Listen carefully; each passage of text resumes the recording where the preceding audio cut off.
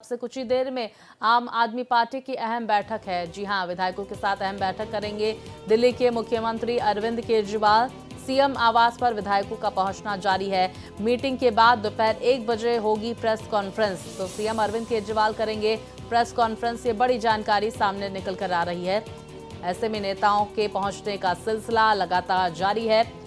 कुछ ही देर में ये बैठक शुरू होगी। विधायकों के साथ अहम बैठक करने वाले हैं दिल्ली के मुख्यमंत्री अरविंद केजरीवाल। वहीं अरविंद केजरीवाल की तरफ से 1 बजे प्रेस कॉन्फ्रेंस भी की जाएगी।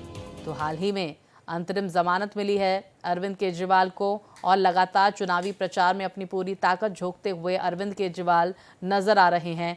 आज विधायकों के साथ बैठक करेंगे अरविंद केजरीवाल और विधायकों के आने का सिलसिला भी शुरू हो चुका है। अब से कुछ ही देर में ये बैठक शुरू होगी। विस्तार से जानकारी के साथ मेरे सहयोगी रमेश सिंह हमारे साथ जुड़ गए हैं। रमेश, कितनी देर में ये बैठक शुरू होगी? कौन कौन पहुंच चुका है वहां पर?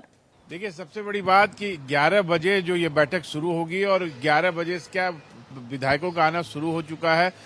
पर जो सबसे बड़ी बात है कि अरविंद केजरीवाल कैसे अपने विधायकों को मोटिवेट करेंगे कि दिल्ली की जो सीटें हैं, चाहे 4 आम आदमी की सीटें हों या 3 कांग्रेस की सीटें हों, इसको कैसे जीता जाए, इस रणनीति पर चर्चा होगी। क्योंकि जिस तरह से आक्रामक तरीके से भारतीय जनता पार्टी प्रचार कर रही है, उसी तरह से अब आम आदमी पार्टी भी हर जगह अपना प्रचार करना चाहेगी, जिससे कि जो जीत है वो इस बार कहीं ना कहीं जो लगातार आप देखिए कि 7-7 सीटें भारतीय जनता पार्टी चुनाव में जीतती रही है, उसको तोड़ा जाए, उसको रोका जाए भारतीय जनता पार्टी को। क्योंकि इससे पहले कांग्रेस लड़ती थी और आम आदमी पार्टी लड़ती थी तो वोट बढ़ जाते। इस बार एक प्रत्याशी है तो कहीं ना कहीं कड़ी चुनौती देने की कोशिश होगी।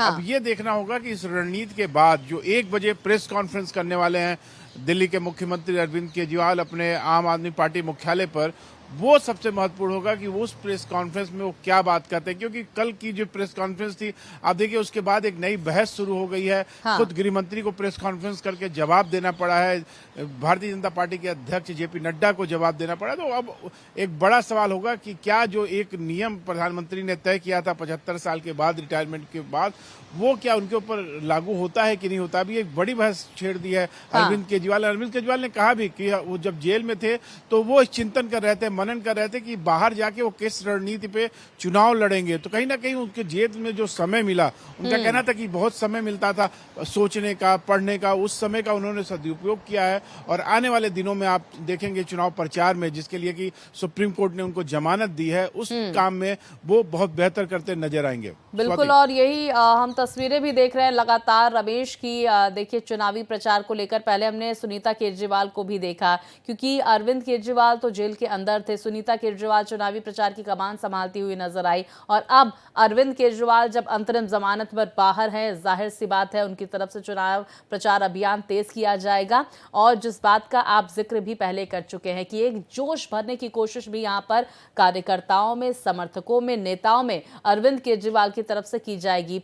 विधायकों के साथ मीटिंग में क्या कुछ खास रहने वाला होता है, ये भी देखना महत्वपूर्ण होगा। क्योंकि देखिए, अरविंद केजरीवाल की तरफ से रमेश, जब वो जेल के अंदर थे उस दौरान लेटर भी बाकायदा लिखा जा रहा था और आदेश भी दिए जा रहे थे कि पानी की समस्या से रिलेटेड कोई भी समस्या जनता का ना हो, बसों से रिलेटेड कोई भी दिक्कत हो तो उसका भी तुरंत जो है समाधान निकाला जाए। तो पूरी तरह से एक्टिव जो है जेल के अंदर भी नजर आ रहे थे दिल्ली की मुखिया। अब जब बाहर हैं अंतरिम जमानत पर, जाहिर सी बात है उनकी तरफ से प्रचार तो तेज किया जाएगा ही, लेकिन तमाम मुद्दों का जिक्र भी जिस तरह से आपने किया वो करते हुए नजर आएंगे अपने संबोधन के दौरान, और सरकार पर निशाना साधते हुए भी वो नजर आएंगे।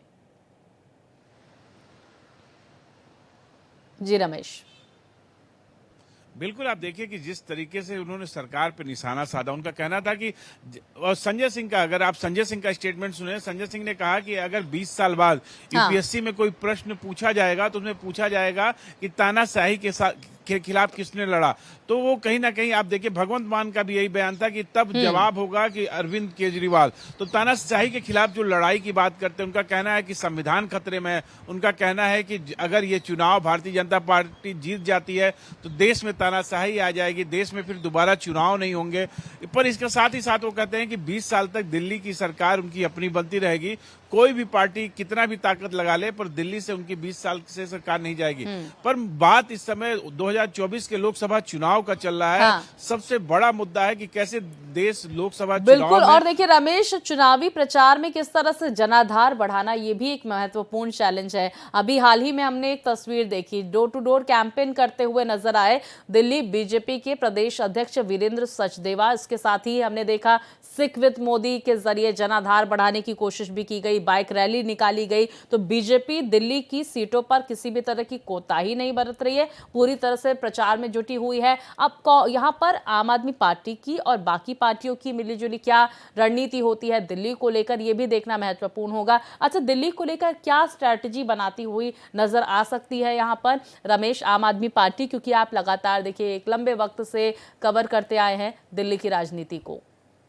देखिए, सबसे बड़ी बात कि दिल्ली की राजनीति में जो चुनौती थी पहले, वो ये थी कि वोटों का बंटवारा, जो कांग्रेस का वोट था वो आम आदमी पार्टी में शिफ्ट हो गया था।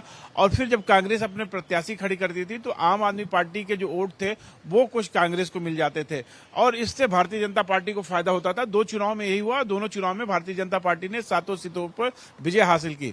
अब की बार कहानी बदल गई है। अब की बार कहानी गठबंधन की है, इंडिया की है। इंडिया गठबंधन ने अपने एक एक प्रत्याशी खड़े किए हैं, और वो भी प्रत्याशी बहुत मजबूत हैं। आप देखिए, महाबल मिश्रा, लगातार उनको अनुभव है संसदीय चुनाव का, जीत चुके हैं चुनाव। उनके जो बेटे हैं वो आम आदमी पार्टी से विधायक हैं, तो कहीं ना कहीं उसका फायदा उनको मिलेगा। इसके साथ ही साथ आप देखिए, चांदनी चौक की सीट पे आई है, वहां कांग्रेस के प्रत्याशी जेपी अग्रवाल लगातार 3 बार सांसद रहे। वो चांदनी चौक से 3 बार सांसद रह चुके हैं, और वहां के एक एक लोग से वो जानने वाले हैं। एक बड़ा अनुभव है उनके पास। तो एक कड़ी चुनौती खंडेवाल, प्रवीण खंडेवाल, जो वहां भारतीय जनता पार्टी के कैंडिडेट हैं, उनको चुनौती मिलेगी। कन्हैया कुमार को देखिए, कन्हैया कुमार का बड़ा नाम है। कन्हैया कुमार, आप देखिए कि जेएनयू के छात्र जब रहे तो तमाम ऐसे विवादास्पद मुद्दों पे उनका नाम आए, उसके नाते वो जेल भी गए। और उसके बाद जो उनकी राजनीति की जो दशा थी, वो दिशा दोनों बदली। वो कांग्रेस में शामिल होते हैं, और अब कांग्रेस में शामिल होने के बाद उनको बिहार की राजनीति से, जहां वो बेगूसराय से चुनाव लड़े थे वहां वो हार गए थे, तो वहां से राजनीति से कहीं ना कहीं इसमें लालू प्रसाद यादव का भी बड़ा रोल है। लालू प्रसाद यादव नहीं चाहते कि तेजस्वी यादव को किसी भी तरह की चुनौती मिलेगी। आप देखिए, इसीलिए पप्पू यादव को जब कांग्रेस में शामिल होते हैं तो पूर्णिया से उनको टिकट नहीं मिलता है। उनको निर्दलीय चुनाव लड़ना पड़ता है। तो एक बड़ी राजनीतिक कहानी है। लालू यादव चाहते हैं कि उनके बेटे तेजस्वी यादव के लिए एक खाली मैदान मिले जहां वो अच्छे से खेल सके, उनको चुनौती ना मिले। चुनौती के रूप में पप्पू यादव बिल्कुल रमेश, देखिए तमाम सीटों और उम्मीदवारों का जो आपने जिक्र किया है, बेहद दिलचस्प फाइट जो है वो दिल्ली की सीटों पर देखने को मिलेगी। बहुत शुक्रिया आपका जानकारियों के लिए।